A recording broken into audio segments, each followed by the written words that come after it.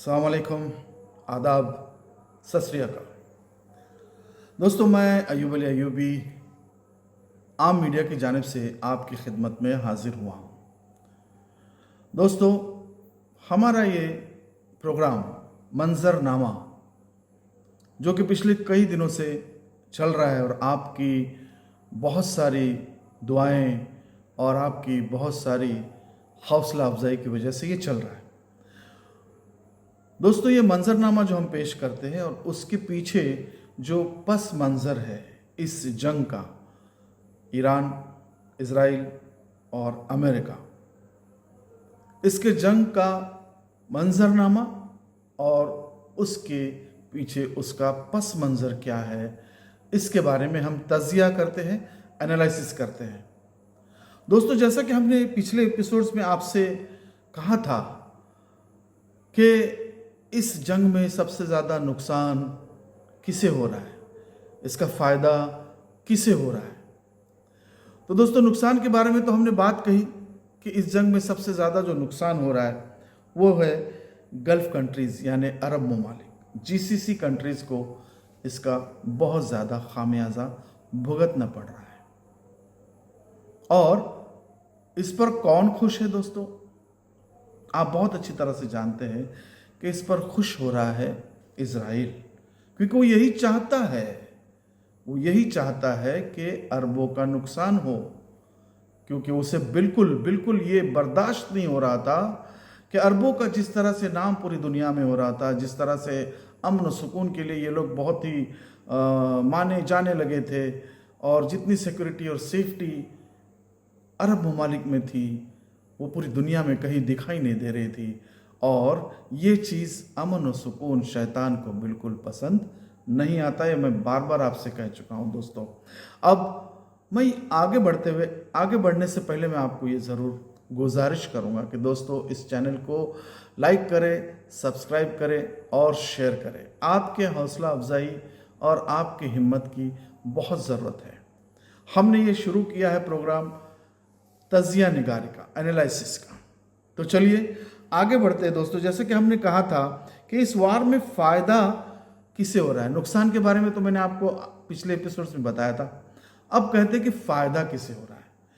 इस वॉर से फ़ायदा जो हो रहा है, सोचिए, आप भी सोचिए दोस्तों। कमेंट ज़रूर कीजिएगा, आप कमेंट बॉक्स में ज़रूर ये लिखिए कि जो मैं सवालात आपको छोड़ता हूँ या बताता हूँ, उस सवालात पे आप ज़रूर कमेंट कीजिए, ताकि हम भी समझें कि हमारे नाजरीन जो है वो किस तरह से हमें इस वीडियोस को समझना चाहते हैं और किस तरह से उन्हें ये वीडियोस चाहिए, ये भी हम चाहते हैं कि आप अपना ये करें। तो मैं ये कह रहा था, इस जंग से फ़ायदा किसका हुआ, फ़ायदा किसको हो रहा है।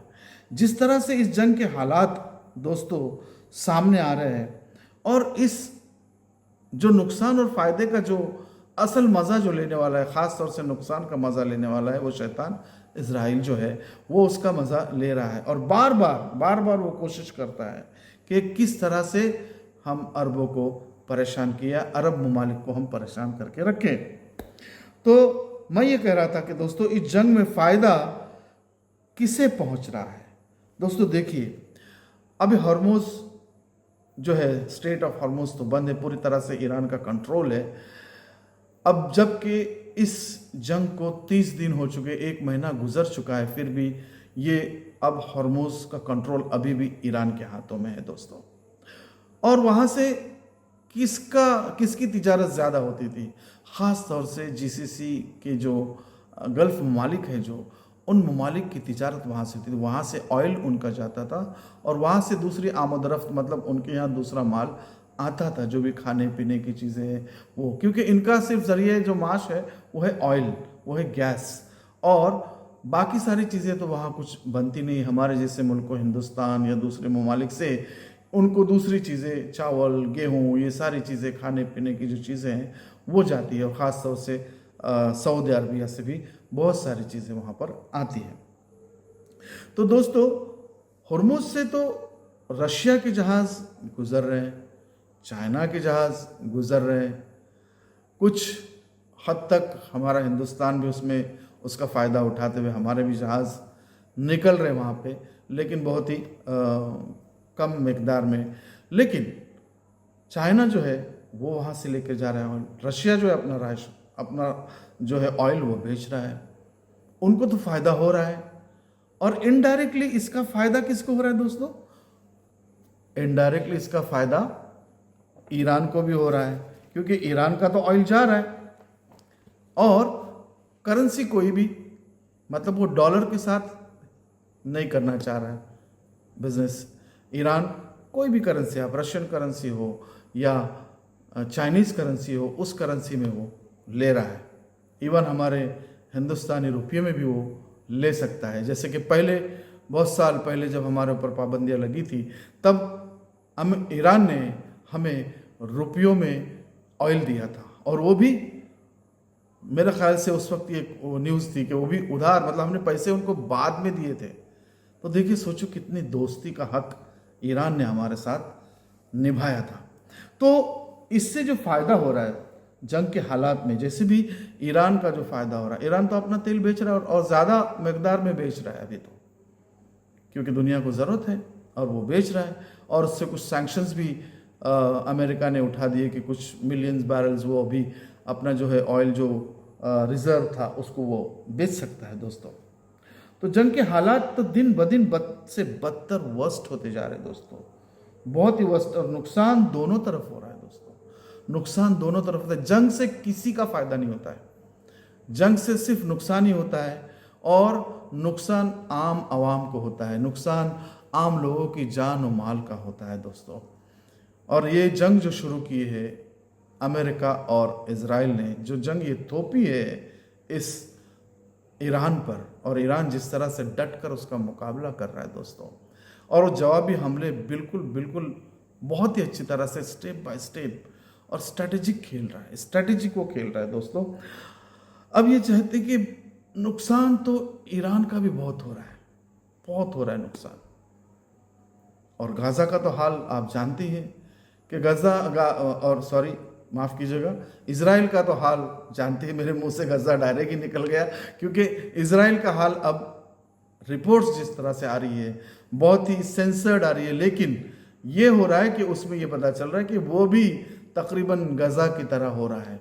देखिए किस तरह से 3-4 सालों में ही जो चीज़ें बदली है। आज उन फ़लस्तीनियों की रूह को कितना सुकून मिल रहा होगा जिन्होंने कुर्बानियाँ दी, जो शहीद हो गए।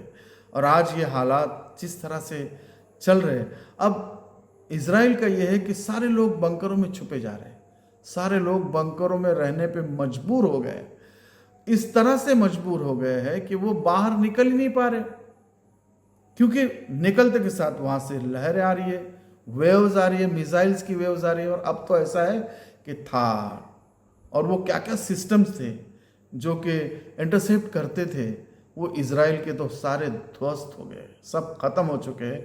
इवन दो के गल्फ ममालिक के भी खत्म हो गए, सारे जगह पे तकरीबन 12 बेसेस को उन्होंने जिस तरह से तबाह किया है, और जिस तरह से इनके एक सुपर पावर का जो एक ख्वाब, और जिस तरह से हम कहते थे, वो अपने आप को कहते थे कि हमारे ऊपर कोई हमला नहीं कर सकता, या हमारे ऊपर किसी ने अभी तक हमला किया नहीं है।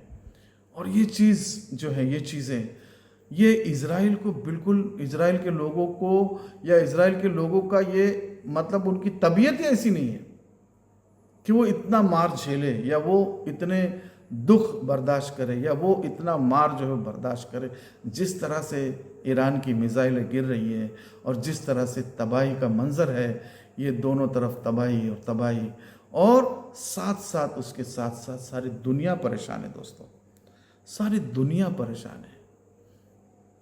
और दुनिया में जिस तरह से ऑयल की प्राइसेस बढ़ते जा रही है, जिस तरह से गैस की किल्लत होते जा रही है, हमारा हिंदुस्तान भी अब उससे जूझने पर मजबूर हो गया है, क्योंकि हमारी जो आबादी है वो बहुत बड़ी आबादी है, और हमारा जो निर्भरता है हमारी, वो तकरीबन 60 से 70% हम लोग ऑयल और गैस जो है वो इंपोर्ट करते हैं। और वो सारा इंपोर्ट कहाँ से करते हैं? मैक्सिमम यही ममालिक है जो कि जीसीसी कंट्रीज़, ईरान, और यहाँ से हमारा तेल, और रशिया से, हमारा रशिया का तो हमें बंद हो चुका है, लेकिन फिर भी अभी इजाज़त मिल गई है। हमें इजाज़त देने वाले लोग कैसे हैं और कौन दे रहा है हिंदुस्तान को इजाज़त कि रशिया से आप ऑयल ले सकते हैं, क्या हमारे हालात, क्या हम आज इस स्तर पर पहुंच चुके हैं?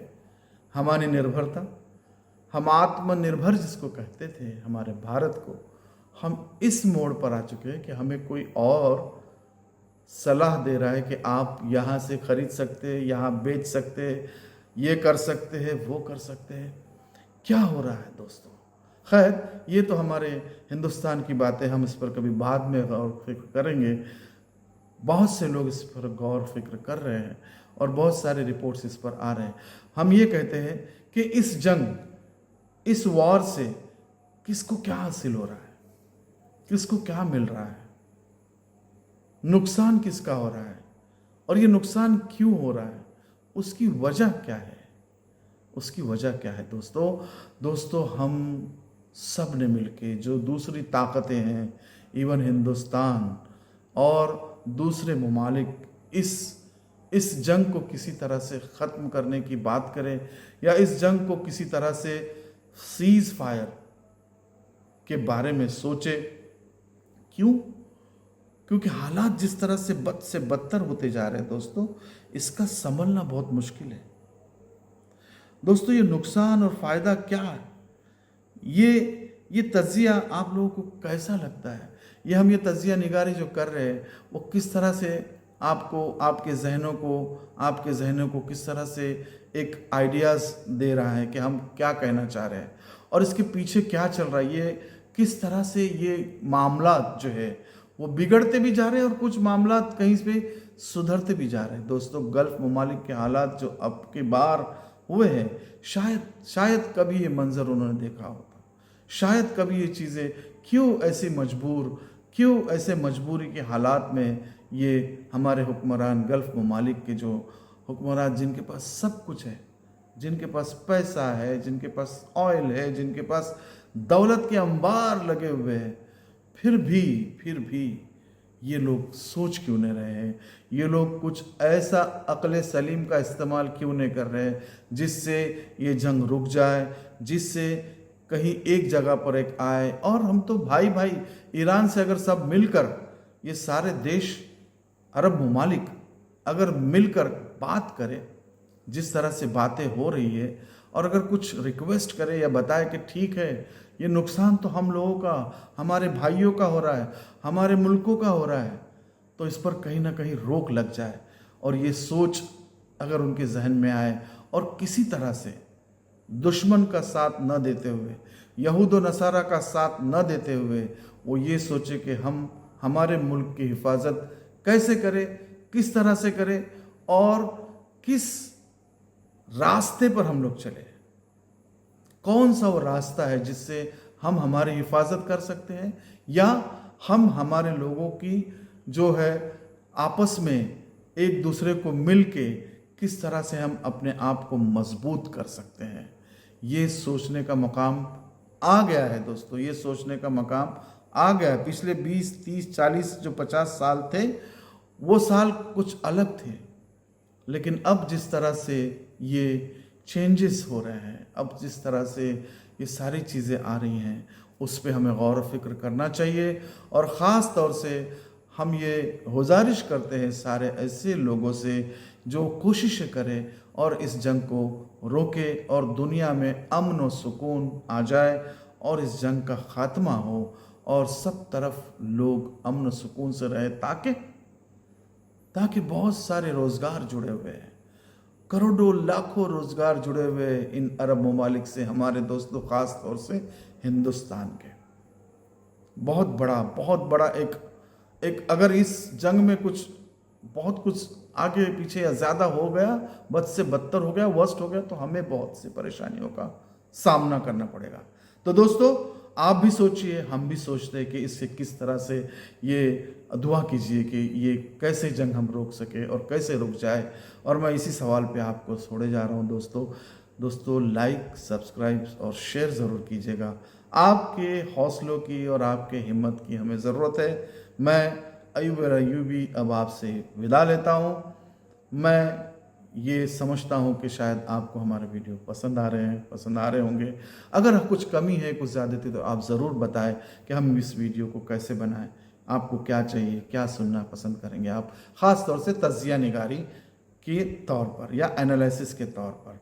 हम कोई फ़ोटोग्राफ्स या वीडियोज़ आपको नहीं बताएंगे, बस हम आपसे बात करेंगे। तो अब मैं चलता हूँ।